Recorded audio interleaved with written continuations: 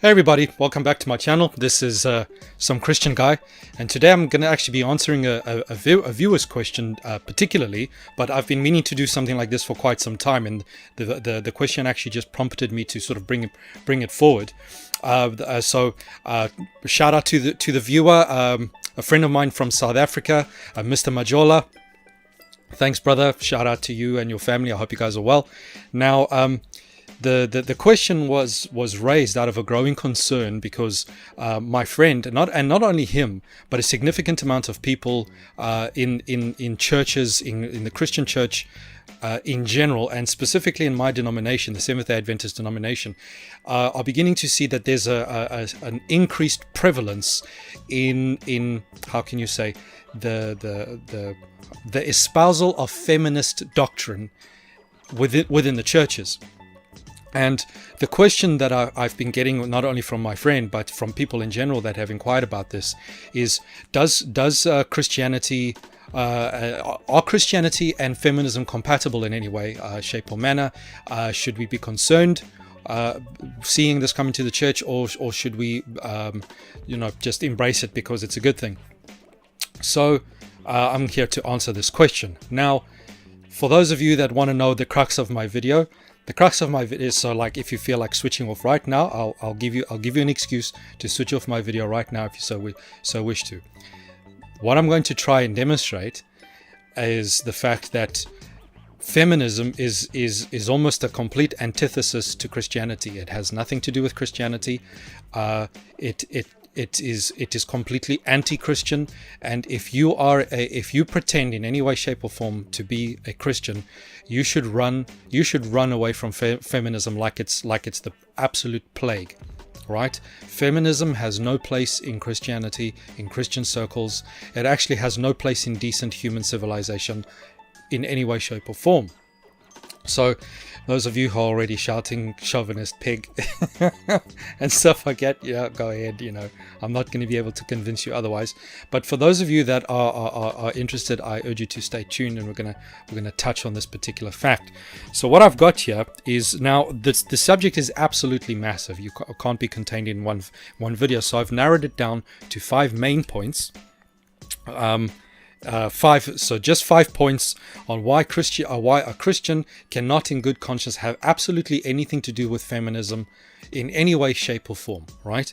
And it's like trying to it's almost literally like it, not almost literally, it is literally like practicing syncretism, like bringing in a pagan ideology into Christian and trying to serve both masters is basically what it is.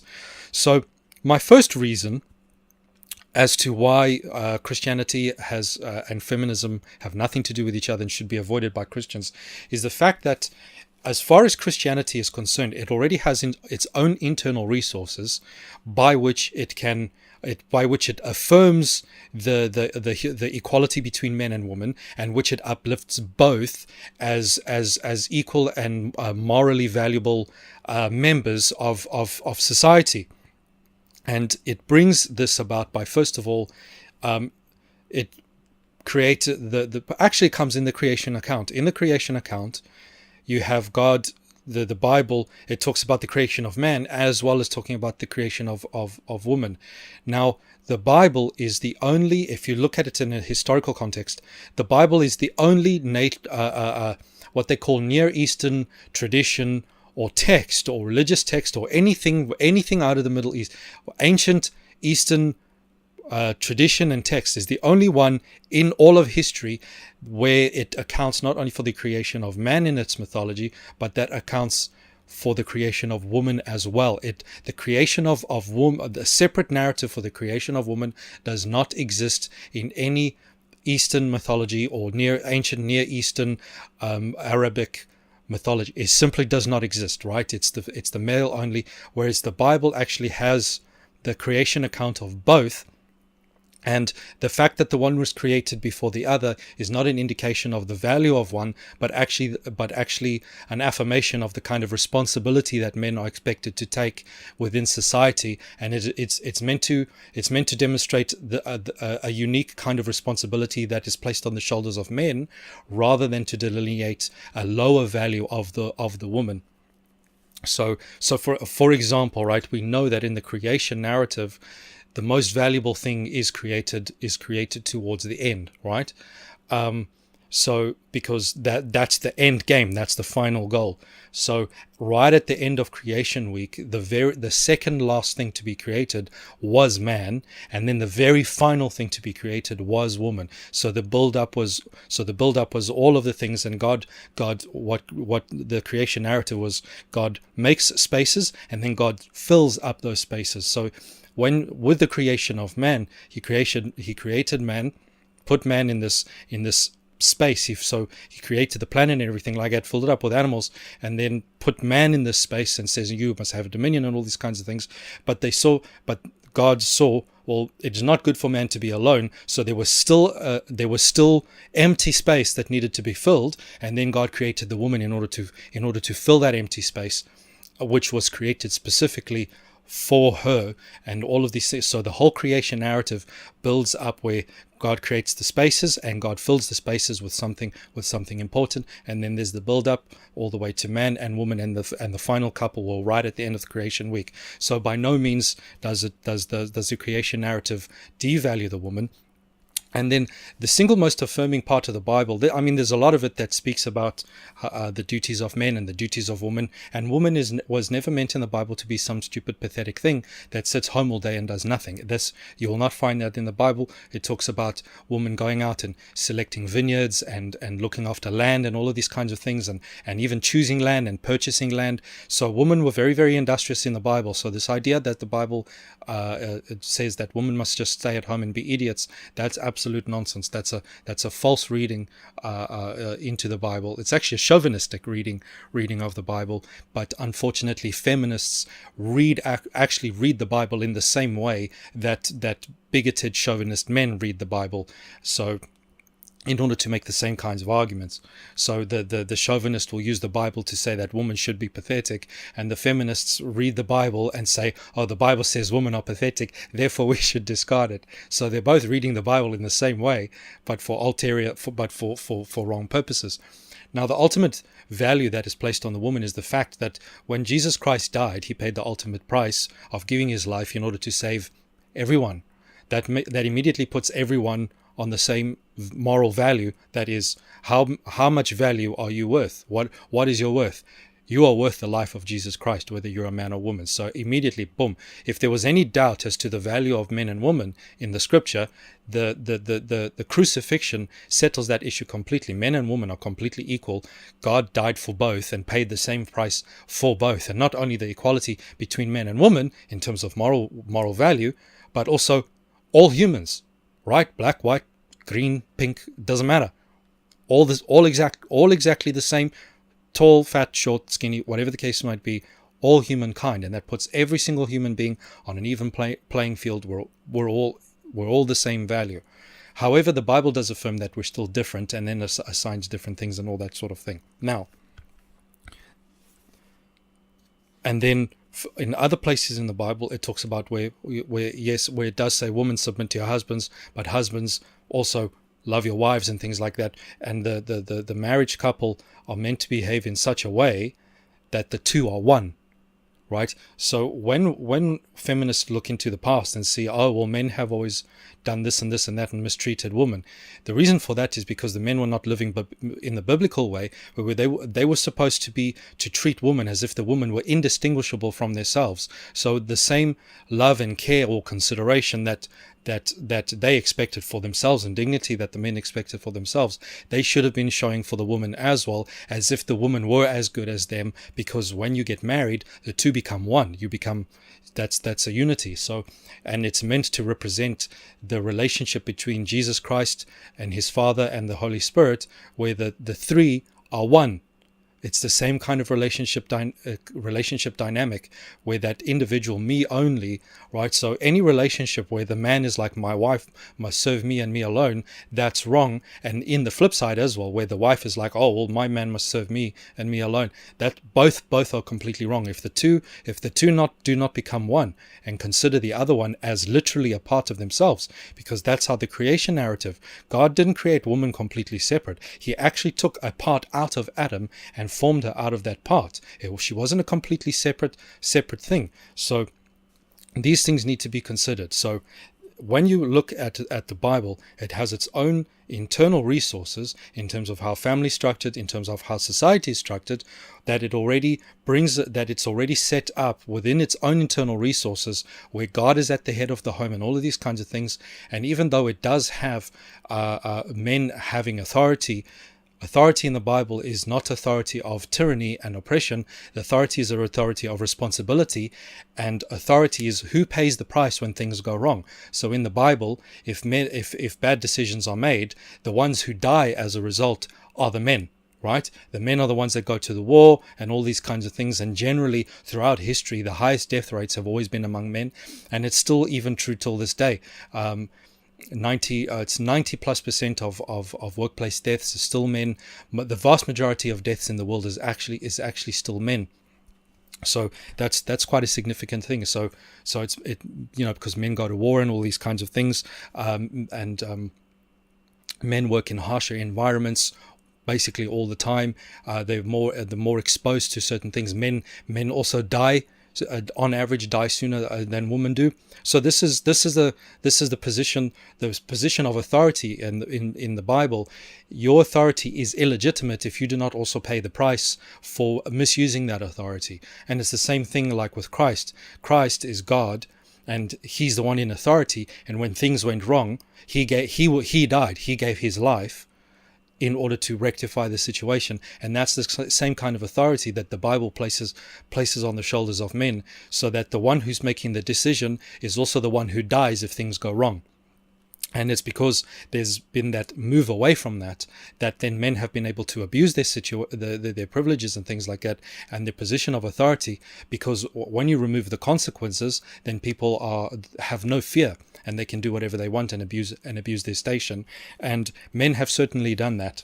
But if you are living in a biblical way, all the internal resources for a sound family life, a sound community life, and all these kinds of things, it's already in there. And to try bring other things, the Bible talks about don't add or subtract from the Word of God, and by extension, do not add or subtract to the core doctrines and the way God has designed things to play out. So when we start bringing in feminism and social justice and all of these kinds of things, even though they contain tenets, right, certain kernels of truth that we would agree with, right? For example, obviously any idiot that's got half a brain should agree that women are equal in value as men, but that's already in the doctrine. To bring in another ideology that comes with different philosophical underpinnings is then to add treat Christianity like it's some sort of a component system where you can plug in your favorite ideologies depending on the biases of your particular time that you're living in, and that's obviously not good at all. The Bible, if you're a Christian, you believe that the biblical teaching, it does not need to be added to, does not need to be taken away from, and that it's perfect the way it is. And if we abide by it, then both men and women will be completely 100% happy, not only with God, but with each other and with their society, and will live in harmony with each other and in society and all of that sort of thing. And there will be no division and stuff like that, even though both are different and will have different responsibilities on average, right? Because men and women are different, but they will still be happy, because no man is happy being a woman, and no woman is happy being a man. It's against common sense that people are happy being what they're not. I mean, it just makes sense. So the Bible recognizes recognizes that men and women have unique things to contribute to a society, and then sets society up in that particular way. Because God, if you're a Christian, you believe God created us, well, then you know what He's doing, right? Essentially, and at the fall of man, God even was very, very explicit about how things would work in future. That the man was going to have to work by the sweat of his brow, and all these kinds of things, and women going to raise children, and this was going to be a painful experience, not because of childbirth, right? Not because of that's stupid. I don't know why people even think that. It's not the pain of childbirth. It's the pain of raising children because of how difficult it is, and seeing your children suffer, and all of these kinds of things, and the sheer difficulty of what it is to raise children, and how easy it is to mess your children up. That's the kind of sorrow and pain that it's talking about, that mothers will feel while raising children, because it's such a difficult job. It really, really is an incredibly difficult job, and people today, and one of the things that counts against feminism is feminism has completely trivialized the role of motherhood. It spits on the role of motherhood completely, right? They actually look at women who want to have kids. They look on women like that as if they're stupid, as if they're idiots. Like, how dare you? It's almost like you're betraying the sisterhood if you want to get married and have kids. It's completely abysmal. So, the first point. Christianity already has its own internal resources to deal with inequalities and deal with all these kinds of things, and feminism and all these kinds of things are plug-in doctrines that are not required, right? There's already stuff within the scripture that is there to sort things out. And one last point, because I know people are going to bring it up, where there's a point where Paul, the Apostle Paul, a lot of people think that he was a chauvinist because he says, let woman learn in silence with all subjugation, all these kinds of things, basically at the feet of a teacher, and suffer a woman not to teach, and all these kinds of things. When you read that, you need to understand exactly what things were like back then, right? When he's saying let woman learn in silence, what he's saying, it's a permissive thing. It's like, let them, right, do X and Y and Z. What he's allowing was what men were doing, right? Because men were learning at the feet of their masters in all silence and subjugation and all that kind of thing, right? That's what you do. When you go to university, you go there, you've got your lecturer, you sit in silence and you listen to your lecturer who's teaching you stuff. What Paul is saying is, let women do what men have always been doing, because the Jewish society had become corrupt, and that was one of the problems, was treating women like they didn't need an education and all that kind of thing. And he's saying no, right? You see the disciples over there sitting around the feet of Jesus in silence, learning from Jesus. It's like, let women join them, is what he was saying, right? And when he's talking about suffer them not to be teachers and have authority and all that kind of stuff, that's just talking about the kind of authority earlier on, where the authority is the one who's responsible for the one who has authority is also the one who's responsible if things go wrong, and that responsibility is paid for basically by death. If there's war or any civil unrest and stuff like that, it ends up being men who have to go into the conflict and end up dying. You do have collateral damage. Women and children do die, but they die in a collateral type of form, right? And it's they're not mainly the ones being necessarily targeted, unless there's a raid, and then all the men are killed off first, and then the women and children are left vulnerable and taken, and things are done with them and all that sort of thing. And then the reason why marriage is so necessary in the Bible is because for men, in order for men to take responsibility, they need to have something to be responsible for. Otherwise, men don't take responsibility. And the ultimate thing to turn a man into a responsible human being and a decent human being is marriage. Marriage changes men, and women change men for the better, and it's absolutely necessary. Well, unless she's an absolute harpy and a shrew, but it's very, very necessary for men to get married. It makes them responsible. It gives them something to live for, gives them something to work for, something to fight for. It gives meaning to lives. And so when you have so in a little segue, when you have these movements like a movement called MGTOW, which is basically the antithesis to feminism, which is men going, it's almost like a meninism kind of thing. It's feminism for men. It's completely wrong, because they're saying, well, let's abandon women. They're basically treating women in the same way that feminists have been treating men, right? With with resentment and all of these kinds of things, and picking on and using all the evils that are particular to women as an excuse to disregard women, in the same way that feminists and women of that sort have used all the evils unique to men in order to dismiss all men and say that, well, we don't need men, and therefore we can live without men, and men can get lost, and we can do our own thing. And both are wrong, right? They're both completely wrong. Men and women need each other.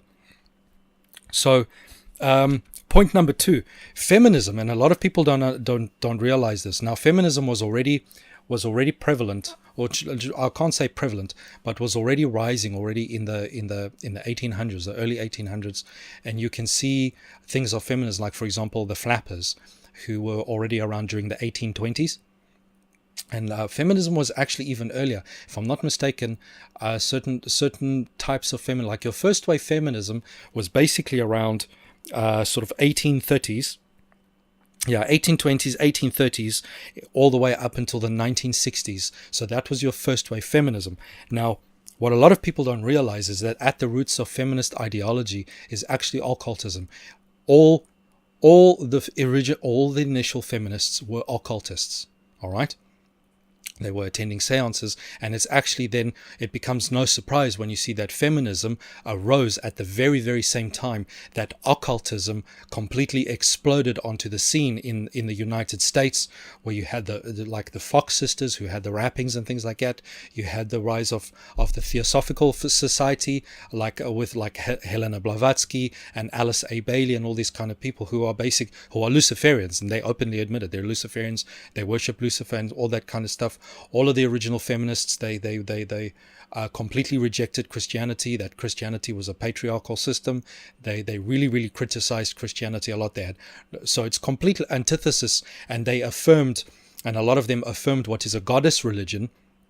So all occult goddess religions and ideas, right, were incorporated by these women. So when you talk about cults of Isis or cults of Ashtart and all of these kinds of things, witchcraft, Wicca, all these kinds of stuff were brought in right at the beginning, right? Now, interestingly enough, you also one of the biggest contributors, right, to feminism right at the beginning, when they had their first women's conference at the Seneca Valley or Seneca Waterfall, something like that. I forget now. Which is a region where a whole bunch of Quakers, right? And Quakers are seen as a Protestant Christian, but they're not really. They're actually a little bit dodgy. And they went and they settled. A lot of them went and settled in this particular region where the local Indian population was displaced, right? And these people they were the first white settlers in this particular region that had displaced the native Indians. And amongst these people that went there was a particular Quaker group by a lady who was known as Jemima, who was herself a Quaker. And one day that she fell ill, right, and grievously ill, like almost to death, and then fever and everything. And one day she just all of a sudden just magically just got better, and from that day on she referred to herself as the universal friend, and that Jemima had died, and this universal friend spirit that inhabited her body was a spirit from God. And then she was went on to teach these kinds of doctrines and things like that. Now, to be fair, the Quakers on the whole rejected her and all that sort of thing, but a lot of her teachings remained made it through. You can see them in the feminist movement with goddess and now here's one of the interesting things. This spirit, the friend spirit, they actually ended up just referring her after that day. She was no longer referred to as Jemima. Jemima Wilkinson, I believe was the name. I might be wrong. They never referred to her as Jemima ever again. She was known then as the friend, and she was one of the first transgender. So the spirit said that I have no gender, right? The spirit was androgynous, and she dressed in androgynous clothing. And so when people look today to see, there's this transgender movement, and some people look at the transgender movement and think, hang on, how can feminism and transgender be this join forces, if feminism is all about femininity and being a woman, whilst transgender completely denies all facts of gender, right? So basically renders feminism completely irrelevant and redundant. And the reason from that is this was there from the very, very beginning, right? Where they do not believe in the movement, in this occult movement and all that sort of thing, even though they worship the goddess and all that kind of stuff. The fact of the matter is there's a relativism, and there's what you call a postmodernism there, where they do not believe in the ontological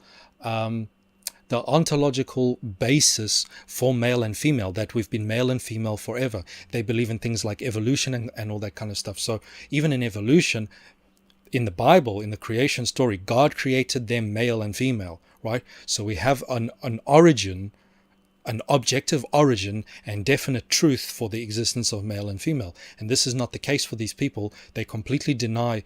So the gender is not, it doesn't exist. There's no such thing as gender. Gender is a social construct, right? And there is no objective ontological truth or original truth whereby this concept of genders is actually legitimate, and you can basically do whatever you want. So you can be zers and hers and theys and all that kind of stuff. There's a complete manipulation of language. There's sophistry involved. There's manipulation of language. There's complete occult. So when we're talking about occultism and stuff like that, we're talking about pure 100% Luciferianism, Satanism, and things of that sort that lies right at the roots. And even the Christian element that because the majority, the people that were participating in the first women's rally, or not rally but convention, which then were convened every single year after that, most of them that were leading it were actually Quakers, right? And they had certain abolitionist doctrines and all these kinds of things. So there were good doctrines, there were good precepts in there, right? But these were all used as carriers. It's almost like an injection, right?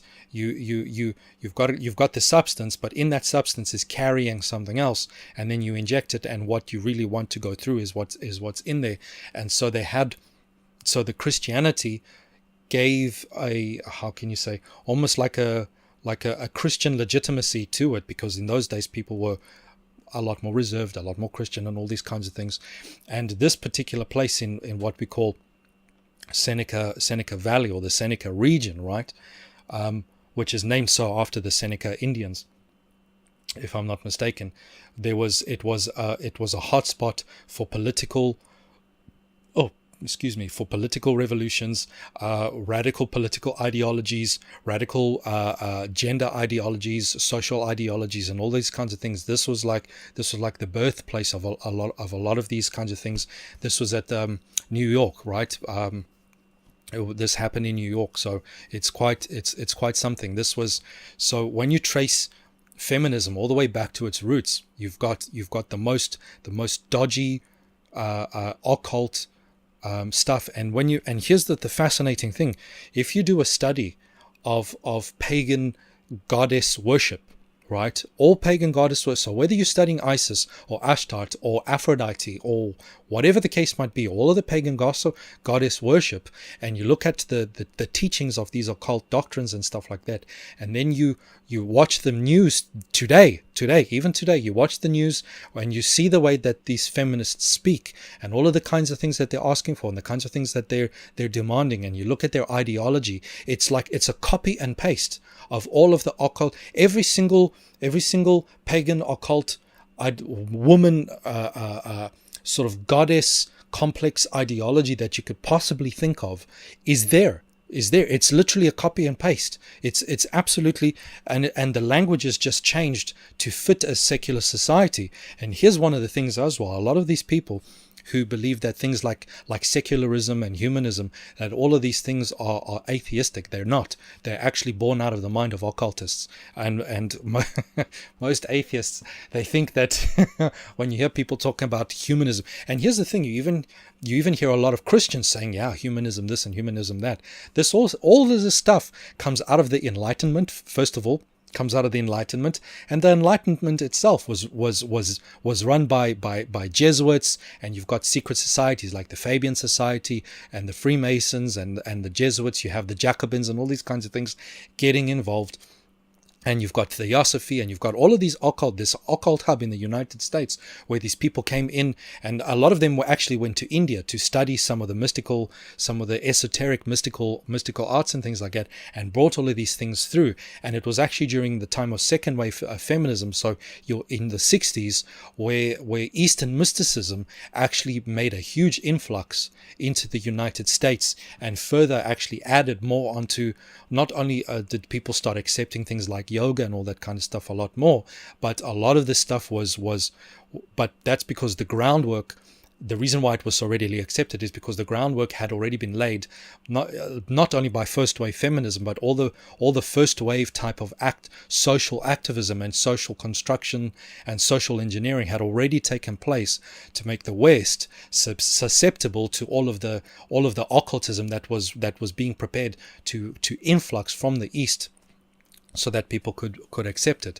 So if you're a Christian, you can have absolutely nothing to do with this, because all of it, just all feminism, and here's one thing we need to understand, right? If you ask the average person what is feminism, they say the mantra that they give, or the answer that they give, is equality for men and women. But this is actually deceptive, because they never define what equality means, right? And it might seem, well, duh, equality just means that we're equal. But here's the thing. First of all, we're not equal, right? Depending on how you define it, right?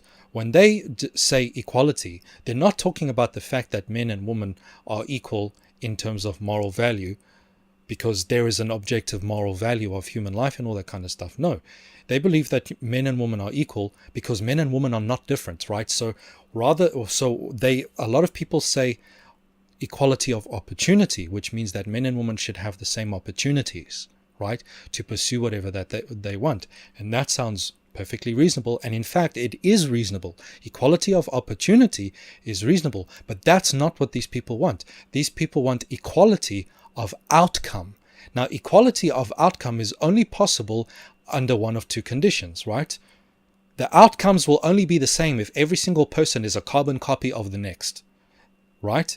So that's why, I mean, for example, Usain Bolt. Let's take Usain Bolt. The only way every single person on the planet could be as fast as Usain Bolt is if they were Usain Bolt, right? That's the only way, right? In order to get the same outcome, right? Equality of outcome. So everyone at the finishing line has to finish at exactly the same time, is basically what they're saying, right? Has to finish at the exact same time. So you do it in one of two ways. Either you make everyone into precise, absolute carbon copies of each other, right? Which is obviously impossible because we're all different. Or what they do, so that's the first one, is if everyone is exactly the same. The second way is you handicap those who do better, right? So basically what they would do, they see, no matter what we do, we can't make people carbon copies of Usain Bolt, right? Usain Bolt, he's unique, and he's just going to win races all the time. He's going to win the race no matter what you do, right? So they're like, okay, so how do we get equality of outcome, right? So what they would do is they would go and they would basically put concrete blocks in Usain Bolt's shoes in order to slow him down so that the other people could then get ahead. That is literally what equality of outcome means. Equality of outcome, and this is the path they're taking, because one thing they've realized is that you cannot, and it's actually fairly contradictory. The whole philosophy is quite self-contradictory, because they're like, everyone's the same. But in reality, people are not actually the same. We're all different. And we rejoice in the fact that we're all different. I mean, who wants everyone to be exactly like you? So when they've realized, right, that they're not going to get equality of outcome if you just remove all of the social barriers, because this is what they've done, especially in your Scandinavian societies. What they've done is they've removed all of the barriers that would prevent men and women from being unequally to have equal opportunities, right? So they've got it to the state where women If you're a woman in the Scandinavia, you can literally do what legally. There's nothing stopping you. You can do absolutely everything men can do if you choose to. You can go to university. It's a completely, perfectly egalitarian society, right? And so that's what they've tried. And what they found is that in a society where men and women are completely free to do whatever they want, that the differences between the sexes actually maximize rather than minimize. So, lo and behold, when they remove all the barriers, women are even more likely to do what women have always done, and men are more likely to do what men have always done. And this really, really irritated them, right? And so then you have to say one of two things. Either egalitarianism failed, right? Because biological gender differences are true, and the ontological the objective truth, the ontological fact of male and female is true. Or you have to say, oh no, there's a patriarchy that's still in an invisible fashion preventing women from being exactly like men, because we believe that we're exactly alike.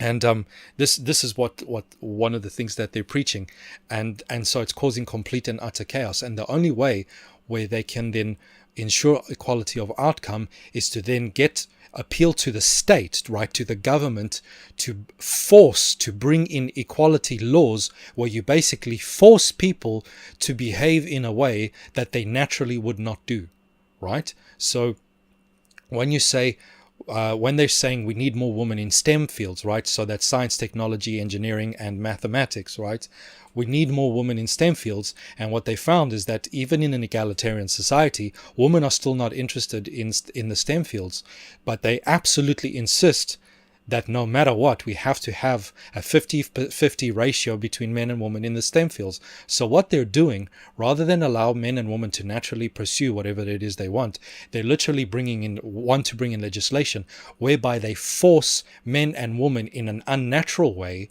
to conform to whatever it is that they believe. And so feminism, in the occult and all that kind of stuff, is literally, it's anti-freedom, it's completely anti-Christian, it's completely anti-freedom. There's no freedom in feminism, right? You have to abide by the ideology. And if you're a woman, try saying that you would disagree with feminism and see what happens to you. They'll come down on you like a ton of bricks. Even as a woman, you are not. So you would think that feminism would celebrate a woman's freedom to say that she disagrees with feminism, for example, right? But if a woman does that, they get completely ripped apart. They get treated as if she's suddenly a man. It's completely, there's no freedom in it whatsoever. You have to toe the party line or else. And so those are the origins, and it's completely ridiculous. The whole thing is purely occult theology. It's occult theology, and they play on words, they equivocate, right? When they're talking about equality, they don't mean equality of opportunity, right? They're talking about equality of outcome, and equality of outcome means that you get to a point where you have to genetically manipulate human beings, first of all, right? So we see that men today are becoming more effeminate, and there's a reason for that. There's stuff in the food, there's stuff in the water, there's all of the health issues and stuff like that. The way boys are being treated in school, boys are being forced to behave like girls in the education system, right? Because the female behavior is the gold standard. So there's all of this social engineering where they are literally forcing, and there's epigenetic factors here as well, where that I'm getting a little bit complicated now, so I'm going to leave that. But you can influence the population almost like you would breed animals, right? Because here's the thing: these secret societies and stuff like that, they believe humans to be nothing but cattle, right? We're animals to them, right? And so we're being manipulated in the way you would with cattle and breeding and things of all these kinds of things. And if you have an ideology, and we've seen that for many, many years now, testosterone levels have been dropping in men. Men are becoming more effeminate and all these kinds of things. And women are preferring different kinds of men because their hormones are being manipulated through things like, the name escapes me now, like pregnancy. Can you believe it? Right? Through the anti... Oh, stupid me. Anti-pregnancy pills, right? The pill, the contraceptives. It's too hot. It is so hot today, right? Contraceptives. Ever since women have started taking contraceptives, the way women select the male partners has completely changed because it messes with their hormones and changes the way they perceive the world. It's really fascinating to see. So the whole thing is completely dodgy. So reason number 2, it's completely occult. It's the complete antithesis to Christianity. It denies everything that Christian wants to affirm. It denies everything that Christianity wants to teach. It is completely opposed to Christianity, 100%. End of story. Right, number 3. It is pro-abortion. It's pro-eugenics. It wants no moral accountability for anyone, not just women, for anyone. No one has any more moral accountability, and the Bible affirms moral accountability. And if there's no moral accountability, there's no such thing as morality whatsoever. And they also affirm pornography, right? So let's talk about this, right? Pro-abortion. When feminists say that women have the right to control their own bodies, right? If women have the right to control their own bodies, you would think that they would control themselves before falling pregnant. There's a novel idea. Abstinence, the ultimate in self-control, right? But no, because they want complete lack of morality, they want complete promiscuity. Basically, having abortion removes the consequences of sex. It removes the consequences of sex so that basically you can go and you can have as much sex as you want with absolutely no consequences whatsoever. And so you hear them chant this mantra that it's about women controlling their bodies, women controlling their bodies. But it's like women have control before becoming pregnant, right? They have full control over whether they go out on drunken nights out and go and shag any man that they find, first of all, right? They have full self-control to say no. I'm not going to have sex with 5 men in one weekend, right? They have full self-control when they say to a man, listen, put on a condom. They have full self-control in order to go and take contraceptives of all sorts, of which there's a plethora, right? So women have perfectly 100% self-control already. That does not require abortion. So abortion has nothing to do, and this is how the political propaganda works, right? It has nothing to do with women controlling themselves. Nothing at all. Nothing at all. It has everything to do with women avoiding the moral accountability of having unbridled, unprotected sex, right? And before people come at me, oh, what about rape? Rape is of all abortions. Of all abortions, rape accounts for only 1.5% of all abortions. 1.5%. That means 97.5% of all abortions, right, happen because of women who are either promiscuous or are too dumb to use contraceptives or too pathetic to get their stupid men to put on a condom. Right? 97.5% of all abortions happens because of that, right? Only 1.5% of all abortions is due to rape and incest, and of that small 1.5%, 80% of women who have an abortion regret it. All right? So abortion is not. So why do they want to push abortion so much? Well, here's the thing. You constantly hear people saying, oh, well, the black people are so oppressed. Did you know that abortion is a form of eugenics, right? If you go to the black community in the United States, right, more than half of all black babies are aborted. Right? So black women are participating in their own racial eugenics of their own race. Willingly, and they still have the audacity to affirm that this is empowering. Come on, right? And when you have people like Planned Parenthood and stuff like that, Planned Parenthood, if I'm not mistaken, the lady that founded it was Margaret Sanger. One of the most wretched, reprehensible women of all time, right?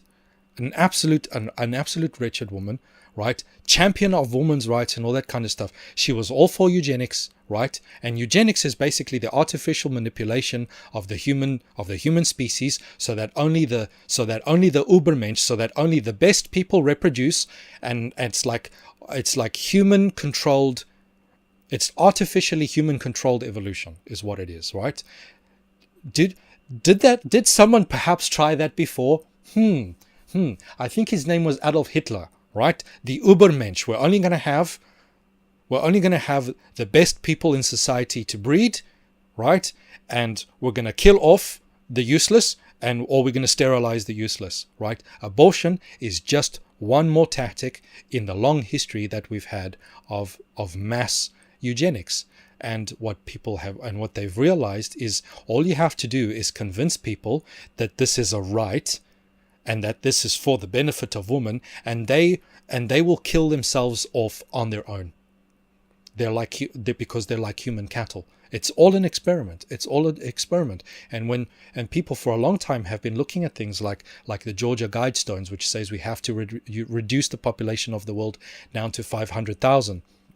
And all of these mass plannings where basically they're going to have to kill off like the vast majority of mankind because of the environment and all of these wonderful things, because of Mother Earth. And we're destroying Mother Earth. Again, there's goddess worship there. Oh, Mother Earth. And all of these kinds of things. So in order to protect Mother Earth, we have to kill off all the children. Right? is basically what it is. So there's no moral accountability whatsoever, right? And here's the thing, again, when men and women go out in society, right, even though they have equality of opportunity, if the quality of outcome is not the same, they always blame the men, which basically means that feminism essentially removes all moral accountability and all rational autonomy away. It takes that away from women, so that women can never succeed or fail without blaming men, without men always being at fault, or men always. So women are basically disempowered in the long run, because if women fail, then it should be their fault, and if they succeed, it should be their fault. That's how they achieve equality with men, because if men succeed, they succeed, and if men fail, then they fail, and it's their fault. And it's like, sorry dude, if you failed, try again. That's the way of the world. But it's not that way. Feminism removes all moral accountability from women. Where women can go, they can do whatever they want, and if the outcome is not what's desired, just blame it on someone else, right? Blame it on someone else, and then appeal to the government through voting, right? And the propaganda and the manipulation of the vote and all of these kinds of things, and get not only the woman but the men as well to vote in favor of policy of political policies that increase the power of the state in order to have ever increasing control, and to erode and limit the freedoms that individual men and women have in order to live their own lives in whatever way they see fit, whether it is in a traditional way or whether it's in a modern way. It should be up to you as an individual to decide. But that is not what they want at all. That is not what they want. And so, the Bible is all about is freedom and responsibility, right? That both men and women have responsibility, they have moral autonomy, they have moral worth. And the Bible, that free pornography and free sex and all of these slut walks and all this kind of stuff, that's adultery. That's adultery. And this is what a lot of people don't actually understand, right? Is that feminism actually benefits evil men. Right? Because now you have all of these women who are running around, right? They want to have sex with 10 men a weekend. That benefits men. Hello? That benefits unscrupulous men, right? And decent men will never be able to get women. Why? Because these women are running around with useless, pathetic, stupid men. So that by the time the woman eventually catches a wake up and is like, I want to settle down, I want to get me a nice man and settle down, she's already so wrecked and used and abused that any decent man in his right mind wouldn't want her. Right? Because she's gone, and the studies are there, ladies and gentlemen, the studies are there that the more sexual partners you have before you get married, So with each partner, your chances of getting divorced is increased exponentially, to the point where if you've had about three to four sexual partners before you get married, you're almost guaranteed to have a divorce if you get married. Guaranteed, right? It's a complete destruction and dissolution and of humankind. And they affirm things like pornography because it's sexual liberation, because women need to be just like men and be free sex and all that kind of stuff. Pornography does nothing but make men effeminate, right? And completely pathetic and useless. And it's a complete degradation of women and complete degradation of men. It's abysmal. It's a bloody catastrophe, right? And they've got no scam, right? They've got no scam. They're like, hey, we agree with pornography, up with pornography, right? As long as the two are willing participants. And it's like, willing participant, please. Anyone who's participating in that kind of stuff is screwed in the head. They're actually not in the position where they can make right judgments, right? No one goes into those things no one willingly goes into pornography unless there's something wrong with them, right? People don't naturally want to go and do that stuff, especially women, because women, if you look at the psychological tests and the psychological research, women are agreeable. They want relationship, they want intimate connections between people, not this despicable garbage that you see in all the pornography and all that kind of stuff. It's ridiculous. So yeah, so that's point number 3. It's pro-abortion, it's pro eugenics. There's no moral accountability, not only for women but for men either, right? Abortion benefits men. All right, abortion benefits men who want to go and sleep with women as much as you want and completely get away with responsibility. It's ridiculous, right? And now here's the thing: when you look in occultism, this actually ties into the previous point. When you look in occultism and worship of pagan deities, there is always sacrifice, right? Abortion is actually the largest mass scale human sacrifice that has probably ever existed on the face of this earth. Not only does it fulfill the tenets of eugenics and this idea of human evolution, and we're gonna cull the weak.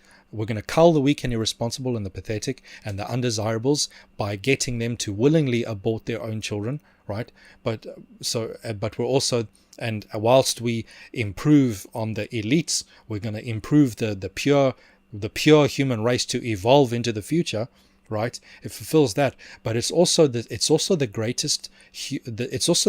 greatest instance of human sacrifice the world has ever known, is abortion.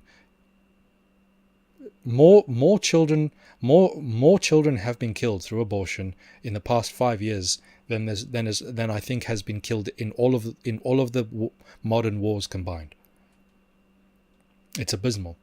It's completely and utterly abysmal. We always carry on, 6 million Jews and 20 million people here and 100 million people in there and stuff like that. But you literally have the exact same amount of, in terms of abortions, every single year worldwide, every year, and people fight for it as if it is a right, as if it's a good, godly thing. It's completely pathetic. Right. Point number 4. Feminism benefits irresponsible men. Right. So you would think that something that's trying to empower women, right, would not actually leave them at the mercy of unscrupulous men.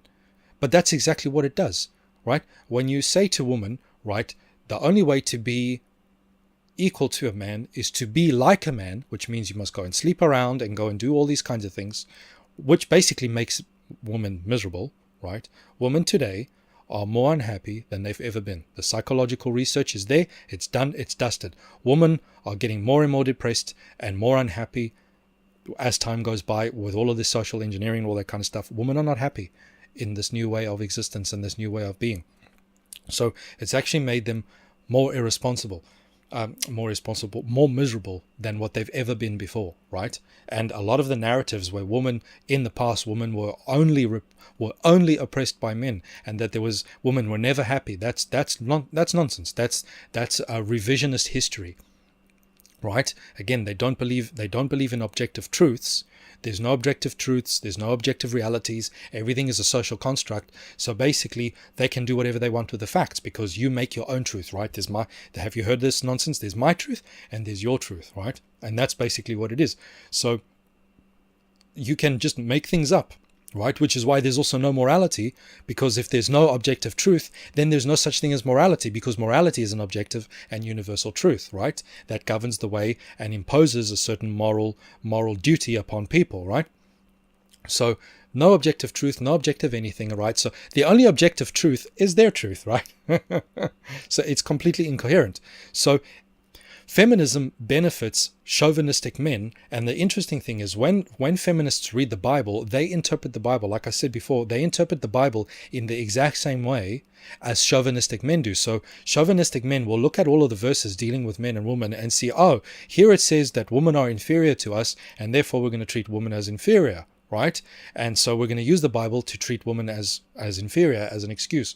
Now the feminists come in and they read the Bible in the exact same way, and they're like, oh, here's proof that the Bible teaches that we're inferior, and therefore we should get rid of the Bible and get rid of Christianity, because in order for women to be free, we have to get rid of Christianity and all of that sort of thing.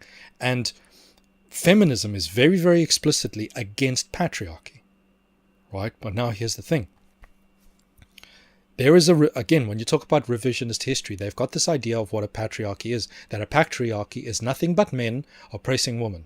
That's all it is. It's men using their whatever power they have and to oppress women, right? And here's the thing. That's not a patriarchy. Now the Bible puts forward a patriarchal society, a hierarchy in society. Now here's the difference. An actual patriarchy is a system, a genuine patriarchy, an authentic patriarchy. An authentic man is not a chauvinist. He is an individual who takes not only responsibility for himself and everything that he does, but he takes responsibility for his wife, for his mother, his daughters, his sisters, his everything, and ensures that they have safety, that they have everything that they need, and that in order to be free moral agents in a society and to express themselves in the best in the way that only women can. So because men and women are different and have unique contributions to make to society. So men taking responsibility, being decent, making a commitment to women, say, this is what I will do, this is how I will be, and I will work not only to fulfill you, but to provide you with an environment where you can fulfill yourself as a woman with children and all that, and also fulfill us as men because we work together. It is a bond between men and women. Now, an actual patriarchy, a patriarchy properly done, is basically men with authority to make the kind of necessary changes in the world, right? To wrangle the dragons of existence and shape the world into such a way that women can come in and fill the space that they create with meaning, right? This is again back to the biblical analogy, right? When you talk about the biblical analogy, God created spaces, then filled spaces, created spaces, filled spaces, right? Created man, right? He created man before Eve. He put him to work, right? And then God created a space. Man is not good alone. There's something still missing, right? Adam had gone out. He had subdued the land, so to speak, to a certain extent, named all of the animals and stuff like that, established everything. Now he's made a space, and then God creates woman. Here's a space for you to be and express and be yourself, and to be the perfect complement to the man. Man is supporting. It's a supportive role. Both support each other, and men act as that barrier between the dragons and the harshness of the world and woman. That is the male role, right? And if the men don't do it properly, they die. They get eaten, right? That's the purpose of the man. And so that's the proper patriarchy, where men take responsibility and they enforce certain social conduct, right? So men are going to behave a certain way. They're going to be gentlemen. They're going to be decent. They're not going to rape. They're not going to do all these kinds of things. That, ladies and gentlemen, an actual proper patriarchy it goes completely against So anyone, a man that's a chauvinist will not do well in a proper actual patriarchy that says men are here to be against evil. And if men are here to be against evil, then evil men cannot survive in such a place, right? Because if we think about it, right, back in the day, you have a girl, she meets this new guy, oh, he's so wonderful. She's completely idiotic because she's completely smitten by love and all that kind of stuff. Who's the one that protects her? Brings her home for someone to assess the quality of this man, right? Brings her home to her father, who sits at the front door with a shotgun, right? It's like, so what are your intentions, right? That's the patriarchy, is keeping the indecent men at bay from being stupid and from abusing women, all right? But if you restrain the patriarchy, right?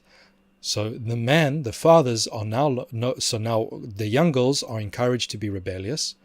The fathers are discouraged from intervening because, oh, that's old-fashioned. How dare a father have anything to say about who his daughter marries, right?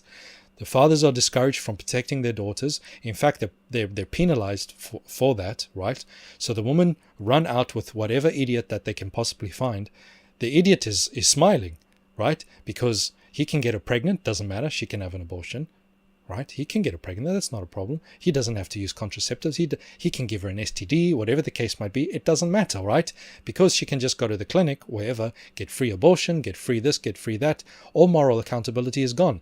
The young man no longer has to prove himself to anyone. Because why? Because the patriarchy, the protective element, the decent male element that should be there, that's the protective element, has been completely removed, so that all of the unscrupulous idiots can run around and do whatever they want, and they go out and they injure women, and then the woman complain about this as if that's what the patriarchy is, but it's not. It's completely ridiculous. It's so, man, so there's completely, it benefits chauvinists.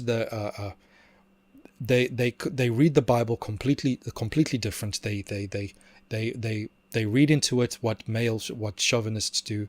They reinterpret the Bible. Actually, there is a book that was written by the first wave feminists, right? It's called The Woman's Bible, right? Where it's just so completely ridiculous what's written in there.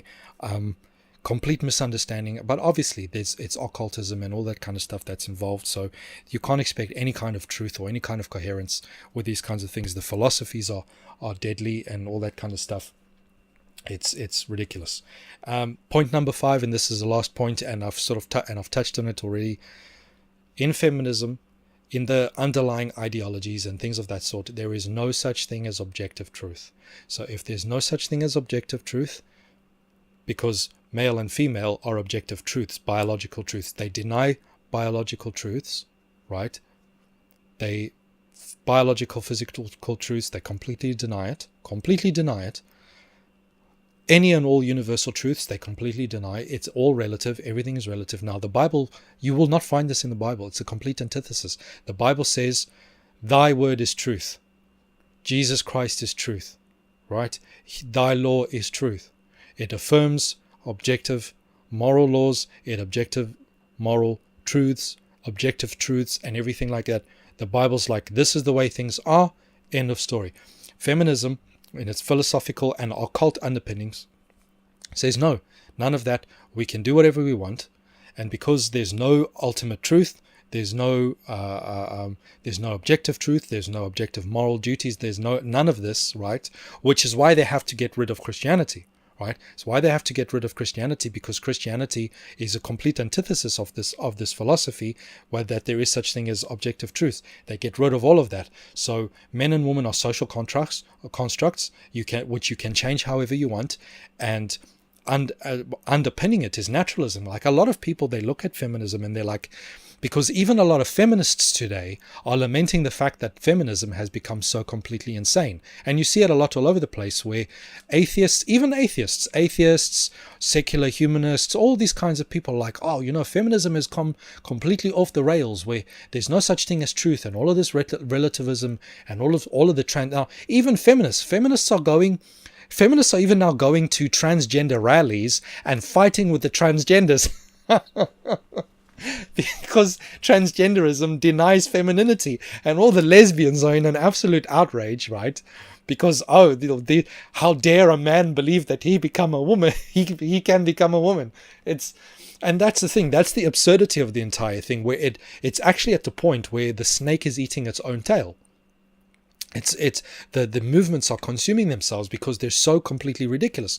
And what none of these people realize is that every single thing that you see with feminism and transgenderism and homosexuality and postmodernism, neo-Marxism, the social construct, and all of this kind of stuff, what underpins it, even there's all of this thing that there's no such thing as ultimate truth and all, what underpins all of it, the secular humanism, absolutely everything, is precisely what the Bible affirms, right? The Bible says that you don't just have nature, but you also have the supernature, the supernatural. You have objective moral truths which are external to the physical realm, right? They're not part of this physical realm. They are objective moral truths, and you don't just have nature. So what's underpinning feminism and transgenderism and atheism and all these kinds of things is what's basically known as naturalism or materialism, and what underpins it is evolution. Well, if evolution is true, if a snake can become a dog, then there's absolutely no reason whatsoever to believe that a woman cannot become a man, or become a horse, or become a cat, or that you can basically invent whatever facts that you want, because nothing is ever permanently true in evolution, right? Because and here's the thing, right? Even atheism and all that kind of stuff, they like to talk about silence and science and the laws of science that govern regularities. And the fact of the matter is, even on atheism, if there's no such thing, if everything is transient, then even the laws of nature, at some point, you could wake up tomorrow and all of the laws of nature could have changed. There's no reason on naturalism, pure naturalism, materialism, all of these kinds of things which underpin feminism, transgender, all of occultism, all of which is what atheism and all of these things are essentially based on. The atheists think that just because they deny a deity, that they don't believe the same thing that pagans do. They believe the exact same thing. They just don't realize it. All of the material, because even in paganism, all of the deities are not supernatural. On paganism, none of the deities are supernatural. They're all natural, physically bound beings. Right? They're all natural, physically bound beings who are basically nothing but the personification of natural processes, imbued with human elements, right? Elephants, Hinduism, imbued with human elements and mythology and things like that surround it, and those have specific purposes where they observe the natural laws, right? And this is exactly what atheism is. It's like the pagans. The pagans observe the natural world, right? They form a mythology around these processes and turn that into a basis from which they derive all moral and ethical standards. And it's the same thing with atheism. The only difference is they just don't personify the elements, but they're referring to the exact same elements and everything like that.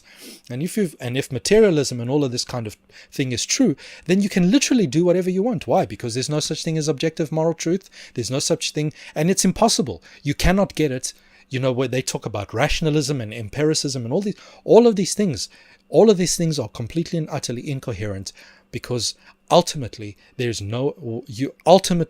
you can be like, well, who says? Who says? Because the atheist can jump up and down, and the humanist and all these people can jump up and down and say, well, you have to lead like this, and science and rationality and all these kinds of things. But if there's no ultimate objective standard, then you can turn around and say, well, who says? Are you going to force me? And that's exactly what it boils down to, where all of these things can only be carried through by the use of force, which is why historically they have. And I understand that not everyone wants to use force, right? You get a lot of good atheists who talk about the non-aggression principle, right? And it's great, I'm happy for them. They believe in the non-aggression principle and stuff like that. But it's on naturalism, it's not tenable. It's not tenable, because if the only thing that is true is evolution and naturalism and all this kind of stuff, there is no reason why the non-aggression principle should be adhered to by someone who doesn't want to adhere to it, right? All they need to do is come in to you non-aggression people, wipe you all out, and they will have their own way. And that's as simple as that. these things are completely unsustainable.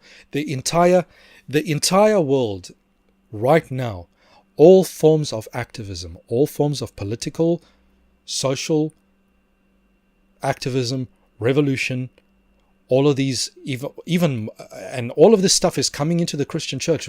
Christianity today is so paganized and so worldly that it is unbelievable. It is unbelievable. Most of what most Christians believe today is actually more occult than it is Christian, than what it is biblical, right? Because they've bought into all of this nonsense, and they're bringing it into the church, and it's creating divisions in the church, right? Because even in the church, one of the interesting things, right?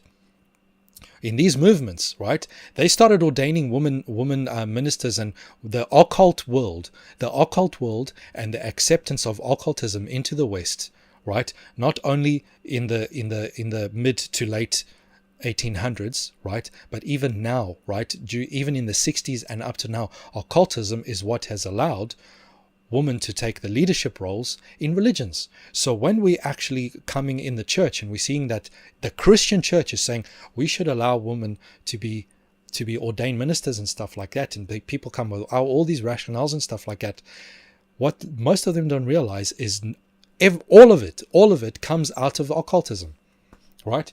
Comes out of occultism, this goddess type of way, where you could have priestesses and all this kind of stuff, where women had positions of authority and things like that. It's all occult. It's so unbelievable, and all of it is so twisted and tied and convoluted over the ages, and all the philosophies and all of the people that have been involved, that it's absolutely unbelievable. Feminism has destroyed the family unit, right? It's completely destroyed the family unit, because the laws of marriage were weakened because at the behest of feminism, right? Where it's now trivially you can what you call no default divorces, where you can just get a divorce. You can just get a divorce because I'm dissatisfied. And what they found is that 80 to 90% of all divorces are initiated by women, and of that amount, about 70 to 80% of the reasons given is dissatisfaction. It's because they're dissatisfied. That's it, right? And here's the problem, because the world, and those of you who are Seventh Adventists, we know this, right? The way Ellen White talks about how the reading of novels and the worldly, the secular novels and magazines and romance stories and stuff like that have poisoned the minds of women to make them to give them a false idea of what marriage is supposed to be like, so that they have this fantasy vision of what marriage and real life is supposed to be like, so that when they eventually get into a marriage and eventually get out into the real world, they're so completely disillusioned because their minds have been perverted to believe a fantasy of what the world is nothing like it at all. And so this destruction of the family unit, complete destruction of the family unit. The divorce courts also overwhelmingly rule in favor of women all the time, right? So men have basically lost all rights to their children in the modern days, all rights to their children. Women and this again because of feminism. There's this idea that women don't need men, which is absolute garbage. There's this idea that children do not need both parents, which is absolute garbage. It says that women can do just as good a job in raising children as a man, which is absolute garbage. It's a woman cannot replace a man, and a man cannot replace a woman. You need a child needs a man and a woman. So this idea, right, where they're like alternative families are just as good, and they don't give a damn about the children when they're talking about these things. Not at all. They're trying to make these people happy, is what they're trying to do. They don't give a damn about the children, because the full weight of evidence is on the fact that children need both a mother and a father, because each one, men and women, are different. They are unique, and they contribute unique and special things to the children, right? And the children are their whole experience is severely impoverished if they do not have both parents, decent parents, in the home, giving the children as much love and attention and as much of their time as possible, rather than the stupidity that you have nowadays, where women are more obsessed, men and women, right? So women have become just like men of old, right, where they're obsessed with their jobs, right, and children, yeah, we'd like children, so they have children, and children are more of like a pet who are kept at home being raised by the maid or by the nanny or whatever the hell it might be, right? Children are just some add-on thing, right? I have the right to, they're just some add-on thing, and women are more interested, and women, just like men, are now more interested in their careers, right? And the whole family unit has disappeared. The children are completely abandoned, and there's a real thing, right, where children are being left at stuff like that, and they're literally, again, the psychological literature is clear, right? The children are suffering abandonment issues, psychological abandonment issues, and a whole bunch of other psychological problems because they don't have the presence of at least one of their parents as often as possible because they're all now both off at work. Has been completely ridiculous. And this is the thing, women have gone out into the work world now, right, which feminism always wanted, and because women believed in some utopian idea of what it was like to be out in the working world, right? And they found out that it's actually hell, and it's difficult to be out in the working world, where you've got to go and you've got to graft, and it's difficult and it's miserable, and you've got to put up with some miserable son of a gun at work every day in and day out, because you need to bring home the bacon and pay your bills and have responsibilities. And so they go out into the world and they're like, this actually sucks. And who do they want to blame? They just want to blame men. And it's like, sorry ladies, welcome to the real world. It sucks, right? And it has always sucked for men. It's always sucked for men, and that's just the way it is, right? And now they're becoming miserable, and the psychological literature is saying that they're not happy. They're not happy at all, right? And feminism is just broken all. And here's the thing, there's a dialectic in the world, because you've got feminism on one side and then you've got meninism on the other side. So in meninism, you've got all the male chauvinists, all of the playboys, all of the low quality men, the idiot men on one side, and on feminism you've got all the low quality idiot women on the other side, and they are forming a dialectic in society, because that's how Satanism works, right? That's how these globalists, Satanists, these occultists, these elitists, these people that are in charge, right? That's how it works. It's a Hegelian dialectic. It's a dialectic thinking, right? And the ultimate dialectic is male against female, right? The very worst that mankind has to offer, the very worst that womankind has to offer, right, and go against each other, and together they completely dissolve all of society. They dissolve the relationship between men and women, the family unit, and once you get rid of that, everything is doomed, and there's nothing but fighting and misery and patheticness all over the place, and no one's happy. No one's happy at all. So if you are a Christian and you have an ounce of goodwill, and if you actually are a Christian, right? Not just in name, one of these people that goes to church every weekend, and you imagine that you're holy, and you just go to the concerts and sing, "Oh, Jesus loves me," and all that, and you actually take your religion seriously, right? You will have nothing to do, not only with feminism, but none of these political activist rubbish nonsense that's going on out there, because all of it has got evil, occult underpinnings to it, and it's actually to the point now where this is actually now just common knowledge. It's just common knowledge. Anyway, ladies and gentlemen, that's my 2 cents about feminism, or should I say my 5 cents, my 5 bob, as they would say in South Africa. Actually, 5 bob is 50 cents, but anyway, my 5 cents. 5 reasons. Just stay away from it. Stay away from it, right? It's poison. It's poison, right? And feminism is only one of many. It's only one of many, and all the insanity, people that feminism has gone haywire and all that kind of stuff. Everything that you see today, the feminization of men are now pathetic little beta males who are completely useless for all practical purposes, to the point where women are now even disgusted with them, right? And you're seeing it going up on internet all over the place, where women are lamenting the fact that men have become useless little pathetic little millennials that don't even know how to use a hammer, right? They can't even make a sandwich. They're so useless, right? With the walking around in their skinny jeans and all that. Women are even at the point now where this new modern man is disgusting to them. And they're sick of it. And I'm getting young women in the church coming to me, "Morgan, I actually want to be married. And they're distraught. It's like, I actually want to be married, but not only am I told that I'm stupid for wanting to be married, but I can't even find any decent men because they're all spineless and pathetic, and they offer me,